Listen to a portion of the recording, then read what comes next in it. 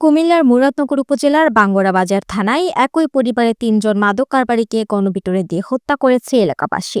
বৃহস্পতিবার সকাল 8:30টার সময় বাঙ্গরা বাজার থানাধীন আকুবপুর ইউনিয়নের করুইবাড়ি গ্রামে এই ঘটনা ঘটে। নিহতরা হলেন করুইবাড়ি গ্রামের খলিলুর রহমানের স্ত্রী রোকসানা আক্তার রুবি, তার ছেলে রাসেল মিয়া ও তার মেয়ে জোনাকি আক্তার। স্থানীয় সূত্রে জানা যায়, দীর্ঘদিন যাবৎ রোকসানা আক্তার রুবি নিজে ও তার পরিবারের সদস্যরা এলাকায় রমরমা মাদক ব্যবসা করে আসছিল। যারাই রুবির মাদক ব্যবসায় বাধা দিত তাদেরকে মামলা দিয়ে হয়রানি করত রুবি। বিভিন্ন সময় তাদের বিরুদ্ধে মুরাদনগর, বাঙ্গুরা সহ বিভিন্ন থানায় বহু মামলা রয়েছে। ফলে স্থানীয় গ্রামবাসী ক্ষিপ্ত হয়ে বৃহস্পতিবার সকাল 8:30টার দিকে মাদক ব্যবসায়ী রুবির বাড়িতে হামলা করে তাদেরকে গণপিটুনি দেয়। এ সময় গণপিটুনিতে ঘটনাস্থলেই রোকসানা আক্তার রুবি, তার ছেলে রাসেল মিয়া ও তার মেয়ে জোনাকি আক্তার মৃত্যুবরণ করেন। অপরদিকে রোকসানা আক্তার রুবির আরেক মেয়ে রুমা আক্তার এই গণপিটুনির শিকার হয়ে চিকিৎসাধীন রয়েছেন।